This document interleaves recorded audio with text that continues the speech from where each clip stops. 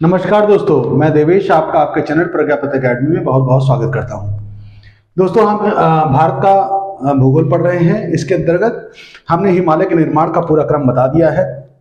इसके अंतर्गत हमने कोबर का भूसंरचना सिद्धांत और हैरी हेस का प्लेट विवर्तनी सिद्धांत भी आपको समझा दिया है।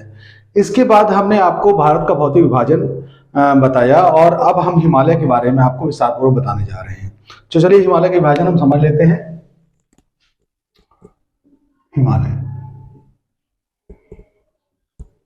हिमालय को समझने के क्रम में हम दो तरह से हिमालय को समझ सकते हैं। एक तो हिमालय जो है श्रेणियों के आधार पर है, श्रेणियों के आधार पर। दूसरा इसको हम समझ सकते हैं क्षेत्रीय आधार पर, क्षेत्रीय आधार पर। देखिए कैसे इसको श्रेणियों के आधार पर और क्षेत्रीय आधार पर कैसे समझ सकते हैं। देखिए मान लीजिए ये हमने हिमालय के एरिया का एक छोटा सा मैप तैयार कर लिया।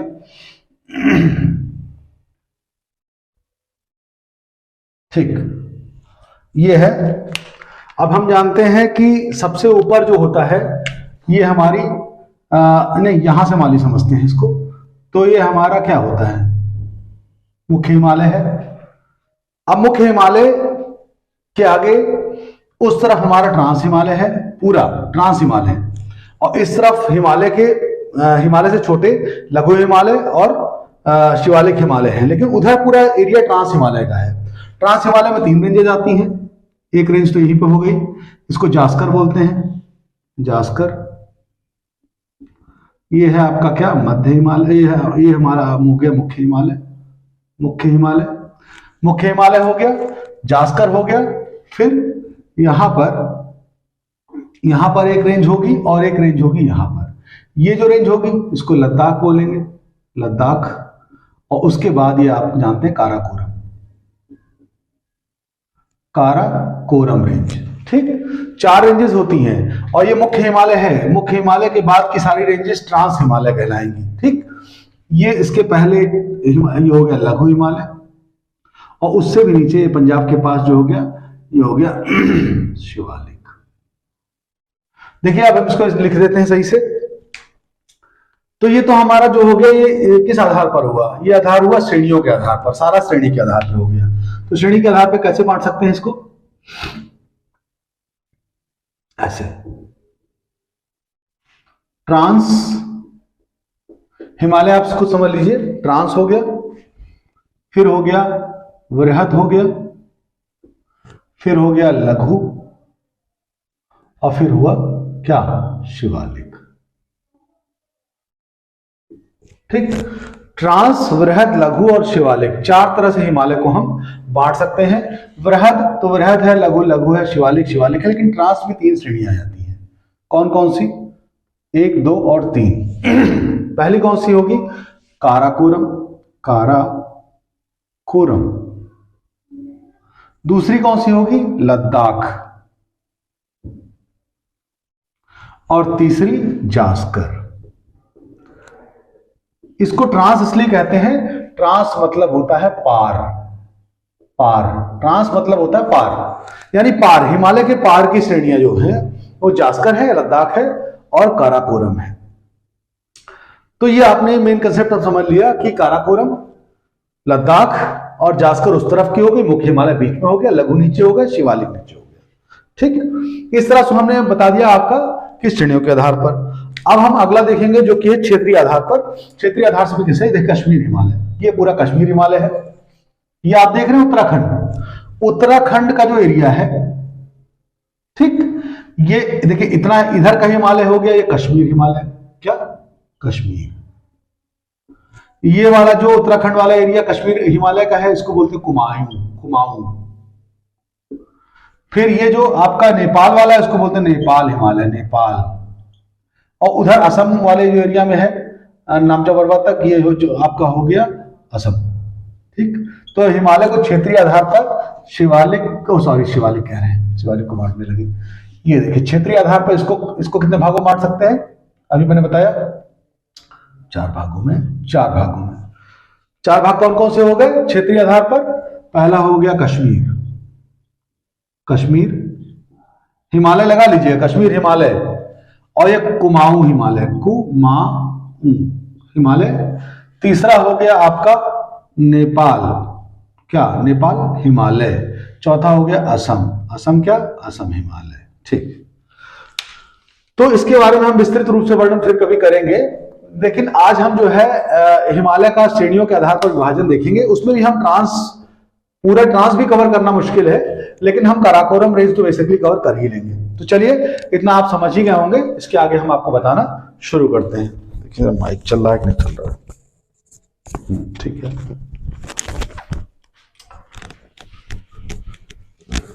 चलिए अभी हम आपको ट्रांस हिमालय की शुरुआत कराते हैं। देखिए, ट्रांस हिमालय का एरिया पूरा कश्मीर में ही है। तो बेसिकली ये जो कश्मीर है ना, ये हो गया ऐसे उत्तर प्रदेश, ये उत्तराखंड हो गया, ये आपका सिक्किम हो गया, ये नेपाल हो गया, ऐसे हो गया, ऐसे हो गया। बस इसी को हम इधर बनाने जा रहे हैं, थोड़ा बड़ा। ठीक है, बड़ा इसलिए बना रहे हैं ताकि अच्छे से हम पढ़ सकें, काफी चीजें उसमें पढ़नी होगी, तो हम थोड़ा बड़ा ही बनाते हैं। ठीक है, फिर ऐसे, फिर यहां से हम ऐसे बना लेते हैं, ये हो गया। चलिए, अभी भी नहीं सही लग रहा है, थोड़ा सा। चलिए, यही कोशिश करते हैं बनाने के लिए। बना लिया, ठीक है। तो चलिए अब हम बनाना शुरू करते हैं हिमालय के एरिया। इसमें जो है क्या है कि पहले तो आपको हम सबसे पहले बता दें कि देखिए, ये जो आपका एरिया होता है, ये है आपका पाक अधिकृत कश्मीर, POK। इसको मन में बैठा लीजिए कि अब हमारा, मानते जरूर है लेकिन विश्व अब मानने से मना कर रहा है कि ये हमारा है। फिलहाल इसके लिए प्रयास जारी रहेगा कि हमारा वापस फिर से हो जाए। तो ये है आपका अक्साई चीन, क्या? अक्साई चीन, अक्साई चीन ये हमारा, ये 1962 में कोई तरह से कश्मीर के हत्थे चढ़ गया था, और इतना एरिया, ये 83,000 वर्ग किलोमीटर है, 83,000 वर्ग किलोमीटर, बड़ा एरिया। और पाक तो उससे भी ज्यादा है, 75,000 वर्ग किलोमीटर के आसपास का एरिया है। ठीक, तो ये जो है पाक अधिकृत कश्मीर हो गया, ठीक, और ये आपका हो गया अक्साई चीन का एरिया हो गया। इसी के बीच में हमारी सारी स्टडी होगी। चलिए, इसको आप जाने रहिए। सबसे पहले हम देखते हैं पर्वतों के बारे में जान करके। सबसे पहले ऊपर की तरफ ये पूरी रेंज जो है, ये पूरी काराकोरम रेंज है। ठीक है, अच्छा जी, ये काराकोरम रेंज अगर हो गई, तो उसके बाद आपकी ये लद्दाख रेंज आ जाएगी। लद्दाख रेंज का कुछ हिस्सा इधर भी आपको मिलेगा। फिर आपकी लद्दाख रेंज के बाद, जो लद्दाख रेंज जहां शुरू है, वहीं से आपकी इंडस रिवर बह रही होगी। उसके बाद आपकी जास्कर रेंज आ जाएगी। जास्कर रेंज काफी बड़ी रेंज है। ठीक, उसके बाद आपका मुख्य हिमालय है, फिर आपका ये लघु हिमालय है, जाता रहेगा टूटा फूटा, ये लघु हिमालय, और ये आपका, ठीक। तो इसको इंडिकेट थोड़ा थोड़ा कर ही देते हैं। ये आपका हो गया क्या? काराकोरम। ये आपका हो गया काराकोरम, काराकोरम। फिर ये हो गया आपका क्या, बताइए? ये हो गया आपका लद्दाख। सब रेंजेस हैं, लद्दाख रेंज, यहां रेंज नहीं लिख रहा हूं केवल लद्दाख। ये कौन सा है? इसको बोलेंगे जास्कर। ये कौन सा हो गया? ये हो गया मुख्य। और ये क्या है? ये हो गया मध्य। ये क्या है? ये है आपका शिवालिक। चलिए, सब चीजें तो पहले भी बता चुका हूं, जल्दी से फोकस करते हैं अपने काराकोरम रेंज के ऊपर। ठीक, अब हम आपको बता दें, काराकोरम रेंज हो गई है। काराकोरम रेंज के बाद आपके लद्दाख रेंज है। लद्दाख रेंज के बाद जो है ये देखिए कैलाश पर्वत श्रेणी है। यहां से आपका इधर इसके दक्षिण से होते हुए एक नदी निकल के आएगी। उस नदी का नाम होगा, कौन सी नदी? सिंधु नदी। सिंधु नदी ऐसे देखिए, यही लद्दाख श्रेणी के दक्षिण से होते हुए जाएगी और उधर जाके ऐसे होकर के इधर से मुड़कर कैसे निकल जाएगी। ठीक है, ये बहुत महत्वपूर्ण नदी है। ठीक, अब उसके बाद चलिए हम बताना शुरू कर देते हैं आगे काराकोरम रेंज में आगे क्या क्या है। इसके अंतर्गत हम पढ़ेंगे, सबसे पहले पढ़ेंगे ग्लेशियर। चलिए सबसे पहले हम पर्वत पढ़ लेते हैं। चोटियां पढ़ेंगे, फिर पढ़ेंगे पर्वत। चोटियां हो गई, पर्वत पढ़ लेंगे, फिर आपके नदियां हो गई, दर्रे हो गए। तो 4 चीजें मेनली पढ़ लेंगे और हम टिक करते जाएंगे, जो पढ़ते जाएंगे। चलिए ठीक, सबसे पहले चलिए शुरू करते हैं चोटियों से। तो चूंकि सबसे ऊपर का एरिया है यहां पर, चलिए सबसे पहले हम दर्रे ही पढ़, वो ग्लेशियर पढ़ लेते हैं। क्या? हिमनद। ग्लेशियर होते क्या है? ग्लेशियर वे स्थान है, जैसे पहाड़ की चोटियां होती हैं। मैं यहां बना के दिखा देता हूं। जैसे मान लो पहाड़ है, ये पहाड़ में क्या होता है, ऐसे ऐसे करके ऊबड़ खाबड़ जगह पे नालियां टाइप की बनी होती है ऊपर के हिस्से में। तो जब उनमें बर्फ गिरती है तो इन्हीं नालियों से होकर बहती हुई भागती हुई चली जाती है, यानी जैसे गर्त है कोई। तो ये देखिए ऐसे करके, है ना। अब इनमें क्या हो जाती है, जम जाती है, इन्हीं नालियों में ये जम जाती है। ठीक है, और ये जमाव होता है कई किलोमीटर लंबा होता है। इसे ग्लेशियर कहते हैं। जो कि बहुत ऊंचा पहाड़ी पर जब बहुत ऊपर चलते हैं तो बहुत अधिक ठंड पड़ती है, -में टेम्परेचर होता है, तो बर्फ पूरा जम जाती है। और जमने के बाद क्या होता है, पूरा 20 किलोमीटर, 30 किलोमीटर, 50 किलोमीटर तक के एरिया में पूरा जमी रहती है और बहुत मोटी परत। इसी को कहते हैं, जहां से पिघल नदियां निकलती रहती हैं। चलिए सबसे पहले इस चूंकि बहुत ऊंचाई पर है, 8000 7000 फीट मीटर की ऊंचाई पर है, तो यहाँ पर कौन कौन से ग्लेशियर्स बने हुए हैं। सबसे पहले हम एक देखिए, एक सबसे इंपॉर्टेंट ग्लेशियर यहाँ पर जो पड़ता है, नीले पेन से दिखा रहा हूं, यह है भैया सियाचिन ग्लेशियर। क्या है? सियाचिन ग्लेशियर। एक नंबर। यहां पर एक ग्लेशियर है, उसका नाम है क्या? रीमो ग्लेशियर। सियाचिन ग्लेशियर सबसे लंबा ग्लेशियर है। इसकी लंबाई कितनी है? इसकी लंबाई 75 किलोमीटर है। रीमो ग्लेशियर की लंबाई कितनी है? 40 किलोमीटर। एक ग्लेशियर हो गया। यहां पर एक ग्लेशियर इस जगह पर है, इसको बोलेंगे बाल्टोरा। ठीक है, बाल्टोरा ग्लेशियर लंबाई कितनी है? 60 किलोमीटर। फिर एक ग्लेशियर इधर है, उसका नाम है बियाफो। ये कितना है? 61 किलोमीटर। एक और इधर है हिस्पर ग्लेशियर, इसका नाम क्या है? हिस्पर ग्लेशियर कितना किलोमीटर लंबा है? ये भी आपका ये आपका बियाफो है 58 किलोमीटर और हिस्पर है 61 किलोमीटर। ठीक है, चलिए आपने ग्लेशियर्स मेनली जान लिए। ठीक, अब इसके अलावा देखिए, इतने ग्लेशियर्स तो मैंने ऐसे बता दिए, थोड़े ग्लेशियर्स और भी हैं जिनको यहां पे दिखाना संभव नहीं है। वो ऐसे एक रुंडन है।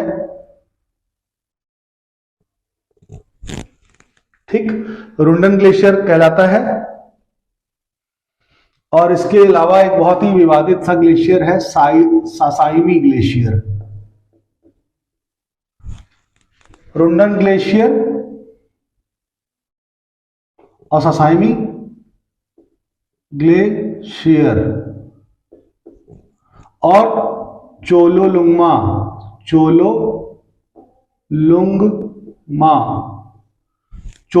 ग्लेशियर। ठीक है, ये भी 40 किलोमीटर लंबा है।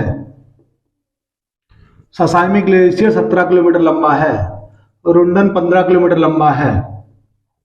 तो यहां कोई भी ग्लेशियर 15-20 किलोमीटर से कम लंबा तो है नहीं, सब ग्लेशियर इतने लंबे हैं।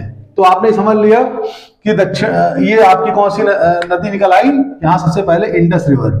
इंडस रिवर आपकी लद्दाख रेंज के भी दक्षिण से जा रही है, लेकिन कारण उसको बताने का, क्योंकि अभी इन हिमनदों से चूंकि नदियां निकलेंगी, तो नदियां निकल करके जब बहेंगी तो अंत में जाकर इसी इंडस रिवर में मिलेंगी, तो इसलिए मैंने इंडस रिवर को पहले बना रखा है कि अभी इनमें से नदियां निकालने जा रहा हूं।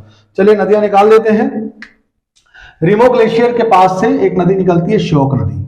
ठीक, आपने एक लेक सुना होगा, पेंगोंग लेक, आधी हमारे देश में, आधी तिब्बत में। ठीक, इसको बोलते हैं पेंगोंग लेक। अभी इसके ऊपर लेक की झड़प हुई थी भारत और चीन में, इसको बोलते हैं पेंगोंग लेक। पेंगोंग लेक के तरफ ये बढ़ती हुई नदी चली आती है, रिमो नदी से होते हुए। इसका नाम है श्योक नदी। क्या नाम है? श्योक नदी।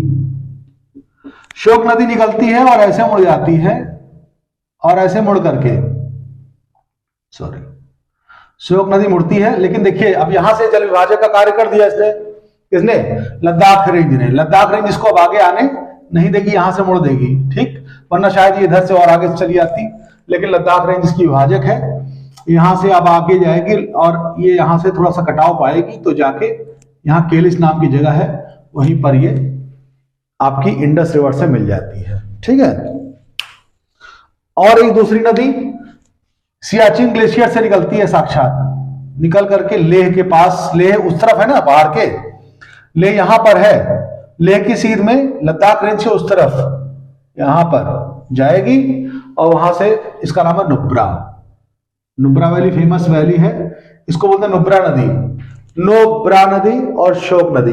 अब श्योक नदी उधर निकली और सियाचिन से निकली नुब्रा नदी, दोनों नदियां आगे बढ़ करके केलिस नाम की जगह पर मिली और इसी नदी से चली गई। यहां पर एक और नदी मिलेगी दक्षिण से मिलती हुई, इसको बोलेंगे गिलगित नदी। बस इतना ही नदियां आपकी मेनली हैं, श्योक नदी, नुब्रा नदी, गिलगित नदी, 3 नदियां दक्षिण तरफ से आएंगी, और इस नदी श्योक नदी के आगे जब ये मिलेगी आपकी किसमें, इंडस में, तो उसमें आके गिलगित नदी भी मिल जाएगी। ठीक है, तो अभी आपने क्या पढ़ लिया? पर्वत पढ़ लिए, पर्वतमाला मतलब कौन सी, यही काराकोरम। ठीक, पर्वत पढ़ लिया, नदियां पढ़ ली, दर्रे। अब एक काम करते हैं, चोटियां पढ़ लेते हैं। सबसे इंपॉर्टेंट बात, चोटियां। देखिए सियाचिन ग्लेशियर के पास एक चोटी मिलेगी आपको,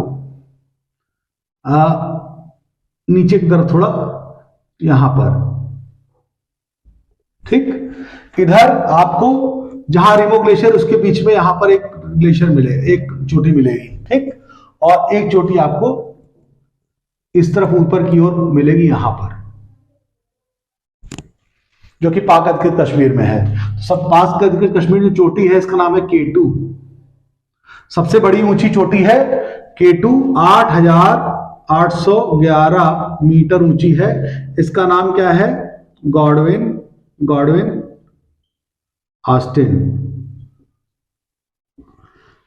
ऑस्टिन है। इसको गौरी नंदा भी बोलते हैं। क्या बोलते हैं? गौरी नंदा बोलते हैं, गॉडविन ऑस्टिन। 8,800 मीटर ऊंची है। फिर उसके बाद देखिए 2 चोटियां और मिलेंगी। देखिए थोड़ा दूर दिखा रहे हैं, जगह नहीं है। तो जो इधर वाली, इधर इस तरफ जो चोटी है, उसको बोलते हैं गेसर ब्रूम। पहले गेसर ब्रूम मिलेगी, इधर गेसर ब्रूम। ये चोटी 8079 मीटर, अरे भैया मीटर ऊंची है गेसर ब्रूम। और एक चोटी इस तरफ मिलेगी, उसका वो कितनी ऊंची है? वो ऊंची है, उसका नाम पहले देख लेते हैं। ये गेसर ब्रूम है, वो मेसर ब्रूम है। मेसर ब्रूम ये है 7,821 मीटर ऊंची। ठीक है, चलिए तो 3 बेसिक चोटियां यहां हो गई। कराकोरम रेंज में लेकर पढ़ते हैं तो कराकोरम रेंज में हमारी 3 तरह की चोटियां ये मिल जाती हैं। ठीक, तो अभी हमने क्या पढ़ लिया? नदियां पढ़ ली, पर्वत पढ़ लिया, और हिमनद भी पढ़ लिए, और चोटियां भी पढ़ ली। अब आया हमारा नंबर दर्रों को पढ़ने का। तो अभी हमने कौन कौन से जो है ग्लेशियर्स बढ़ा दिए, रुंडन, साइसिमी, चोलोलुंगमा, हेस्पर, ब्याफो, बाल्टोरा, सियाचिन और रिमो। ठीक है, ये इतने ग्लेशियर्स आपको पढ़ा दिए गए हैं। इसके अलावा एक और ग्लेशियर है खारदोजीन, खारदोजीन। लेकिन देखिए इधर जो मैंने बाद में ग्लेशियर्स लिखे इतने इंपॉर्टेंट नहीं है, इसमें साइसिमी ग्लेशियर से पूछा जाता है, बाकी और कोई ग्लेशियर ज्यादा पूछा नहीं जाता। मेन ग्लेशियर्स ये लिखे हैं, हिस्पर, ब्याफो, बाल्टोरा, सियाचिन, इनकी लंबाई चौड़ाई सब आप याद कर लीजिएगा। ठीक, अब हम दर्रों को पढ़ना शुरू करेंगे। दर्रों को पढ़ने के लिए अब हमें थोड़ा बहुत मिटाना भी पड़ेगा। ठीक है, तो चलिए दर्रे भी पढ़ लेते हैं। अब इसको मिटा दें।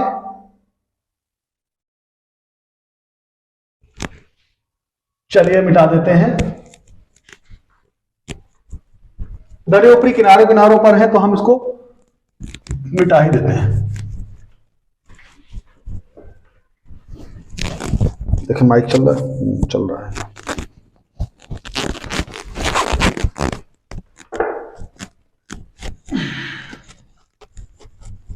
चलिए थोड़ा सा फिर से बना ही लेते हैं।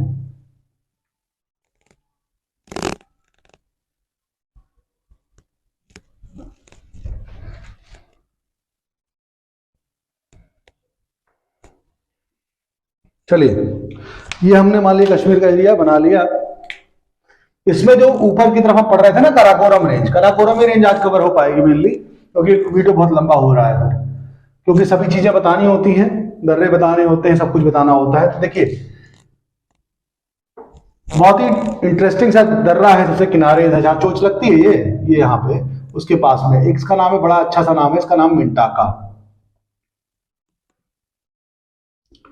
मिंटाका। ठीक है,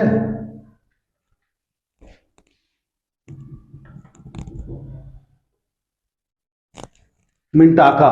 उसके बाद अगला दर्रा है खुंजेव, ये दर्रा है खुंजेव, मिंटाका, यहां पे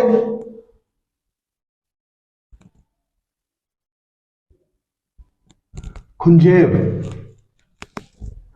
तो अभी हम बताएं दर्रों का, दर्रे होते क्या हैं बेसिकली। अब आपको हम दर्रे होते क्या हैं वो हम बताएंगे कि दर्रे असल में दो पहाड़ जो होते हैं, ऐसे ऐसे देख लीजिए, ऐसे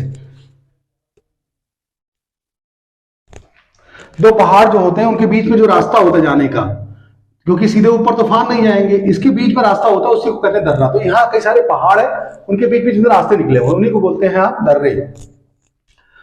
तो सबसे पहला दर्रा इस तरह से अगर पढ़े तो मिंटाका हो जाएगा, फिर खुंजेव, और उसके पास में ही इस तरफ बना देते हैं एक दर्रा और है उसका, इसको ऐसे एरो लगा लीजिए, ये दर्रा हो गया, ये दर्रा इधर हो गया, ये जो दर्रा है इसका नाम क्या है, इसके बाद खुंजेव हो गया, मिंटाका, खुंजेव, और एक दर्रा है पारपिक, पारपिक।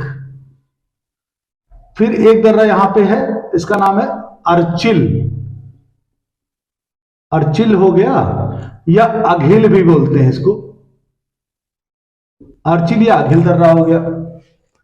यहां एक दर्रा हो गया, इसका नाम होगा काराकोरम दर्रा, काराकोरम दर्रा हो गया।